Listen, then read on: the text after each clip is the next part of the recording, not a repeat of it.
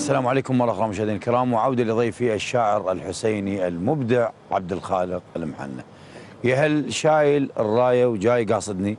كان حديثنا قبل الفاصل هذا النص. انه احنا ما عندنا روايه تقول الحسين هيك يقول. لا بس خيال شاعر. انت كشاعر نعم لازم. يعني المشاية اتوقع انه الحسين يقول لي هل شايل الرايه وجاي قاصدني. يا هل شايل الرايه وجاي قاصدني. تعرف رايتك ديما تذكرني. الله. بالقطعه وشفوفه وصاح لي ادركني. صحت ويلا يا اخوي والظهر محن. هذا مقطع يعني انا ما قلت لك يعني كشاهد. نعم. موضوعنا انه احنا ما عندنا. تذكر لي بعد منها مقطعين لو مقطع. زينب من تشاهدكم تزوروني تناديكم لو ان بالطف حضرتوني. الله. يعني احنا نتخيل هاي اللي اداها الرادود باسم الكربلاء. تزوروني. نعم. بدل ما المشاية سنها راح تكتب لي يسجلني. نعم. ياخذ روحه ونظر عينه ولبس السجاد والدين. سيد انت قلت لي على بدايه الحلقه انت مختص بهذا الجانب بين الامام العباس والسيده زينب عليه السلام. هم رمزين من رموز الطف. يعني ما مختص انا شفتك مختص بالواقع جميل. انا قلت لك اميل. نعم.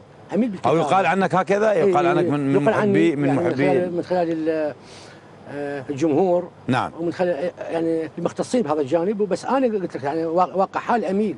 نعم. احب اكتب على العباس وزينب يعني احب بس انا اكتب للكل. نعم. اكتب لكل الواقع. لكل اهل البيت. ولكل المناسبات الحسينيه. كل اكتب لها. احسنت. الامام الجواد، الباقر، الصادق، للمهدي. نعم. انا عندي حوالي اكثر من 40 قصيده للحجه. ما شاء الله. هنيئا لك، الله يوفقك. اشوف بيدك اوراق. وقلت لي لا بخدمتك. لا بالفاصل قلت لي ما اقدر اقرا الا بالمناظر، البس مناظرك على راحتك. لا هذه القصيده ابو علاوه كتبتها بال 92. نعم. وهي رساله الى الحسين في يوم العاشر. رساله الى الحسين في يوم العاشر. كنا في رفحاء نكتب رساله للحسين. نسمع. اقول له وحدك والعطش وجروح ما تنعد. وحدك والرماح تلقتك للحد. وحدك والسيوف انسلت بلا شوف. لو غمض عيون السيف ما يرد. وحدك والسهام ذنوب تسقي ذنوب. لو صفا سما وعين الشمس تنسد. وحدك والحرم دارا عليك عيون. كل دمعة بجبل يا حيل لا تنهد. شد جبال زندك والكد والميمون صرصر الريح من يشتد. ازعل خل تلوذ القاع باخر قاع. خل الموت مشرد يطلب المشرد. خل طول الرمح يلتف على الرماح. وافتر عاصفة وخل يفتر محدد. خل السيف يطرب والرقاب الكوس. واطراف الزلوف خيول من تنهد. خل الروس ريش بعاصفات السيف. خل الخيل بس بلون تتحدد احمر والزلوف. وكيف شال الكوس فاتن والخجل جمره وشربها الخد. لم بحر الزعل قطره بشفاه السيف. لم بحر الزعل قطره بشفاه السيف.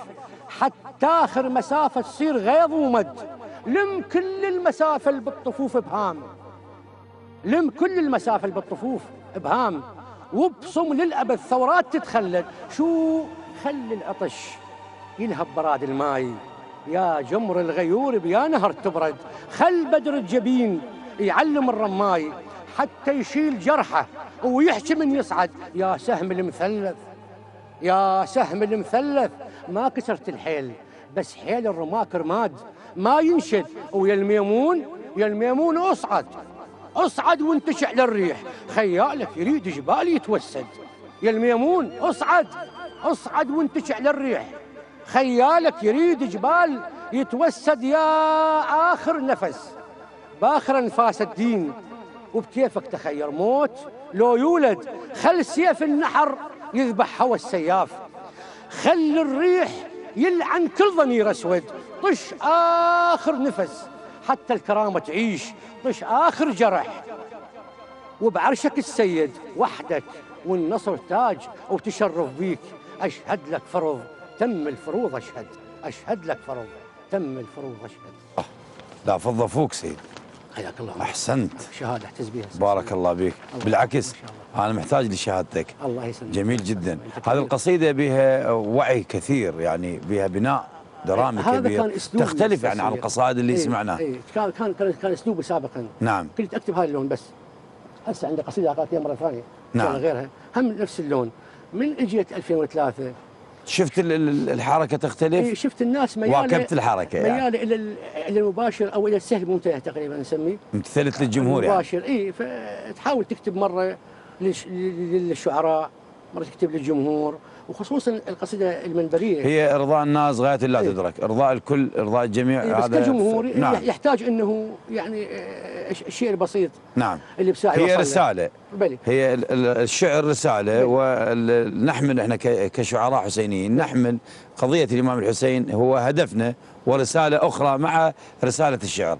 هكذا قصائد اذا تقرا في مجلس كبير جدا هي ما تحقق نفس بس لكن هي رساله منك انها توصلها حتى نرفع بالذائقه. استاذ سمير العفو، انا قلت لك اعتقد في يوم انه انا حاولت انه ازرع مفردات المنصه في القصيده المنبريه. نعم. وكنت احاول هالفتره كلها، والان يعني طبعا ملا باسم طبعا. نعم. تحيه لابن هنا ما بين الحرمين، وتحيه لكل خدام الحسين. سلامنا لهم، تحياتنا.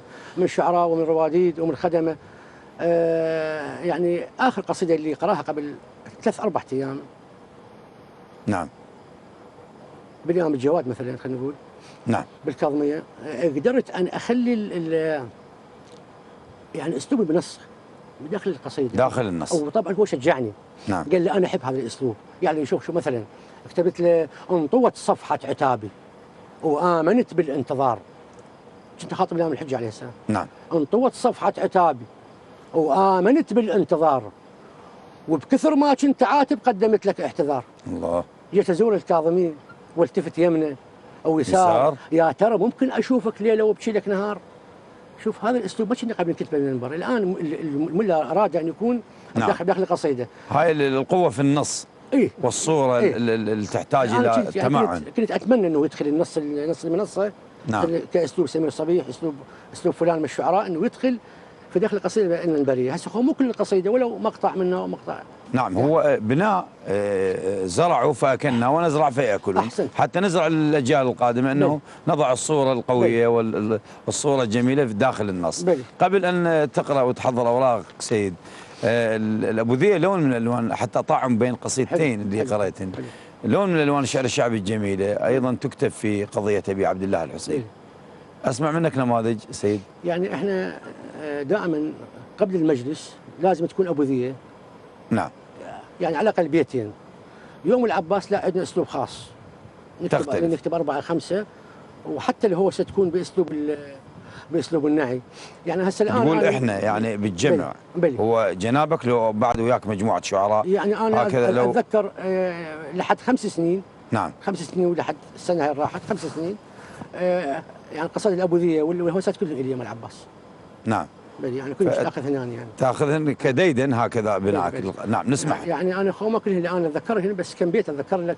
وديعه عند اخوتي ودعاني، وديعه عند اخوتي ودعاني وعتاب على الكفن، ودعاني اجا بليله العاشر، ودعاني ويقول له وياك هاي اخر مسيه، عدا كيف الدهر ما صح ولا كف، عدا كيف الدهر ما صح ولا كف، قبالك والشمر سبني ولا كف، يقل لي الكاف لك وين ولا كف، على عناده لقود السبيه، متناي على مهلك يا حاد الضعن، متناي ويا ريت ويتشفي لي اليوم، متناي اخبرك ازرق من الصوت، متناي ولا تنهض يا ليث الغاضريه. والى الامام علي والزهراء اتذكر يقول عجيب الدنيا تعطش وانت يمها، عجيب الدنيا تعطش وانت يمها، الغيره تصل خلفك، وانت يمها شلون الزهره تبكي، وانت يمها شبعد ذنون وش قرب الزكي، عالو ما يضيع الجبل بالنص، وسبحان اللي ينص عليك بنص شطرك عجب الميزان، بنص حتى على الثرى يطيح نسويه، علي تنخب علو هالاسم شمراه، ذراعه من وصل للباب، شمراه بخنصر 40 ذراع، شمراه لو باثنين يديه شال الوطيه. الحميه خلاف حيدر من حملها، الحميه خلاف حيدر من حملها، الانس والجان صاحوا. من حملها شفته من انفتح رمشي، على كل شيء والى كل شيء، على بكيف الفلك يمشي. الدنيا توازنت بيده، بكيفه يسوي اللي يريده، يفيده وما حد يفيده. امر من السماء منزل وغصبا على الرفض يقبل، وللي ما قبل اسال. الرايه بيوم خيبر من حملها ومن هدم حصون الخيبريه. حبيبي عظم الله لك الاجر. عظم الله اجرك. سيد ناخذ فاصل ونرجع لك. مشاهدينا الكرام فاصل قصير راجع لكم، ابقوا يعني.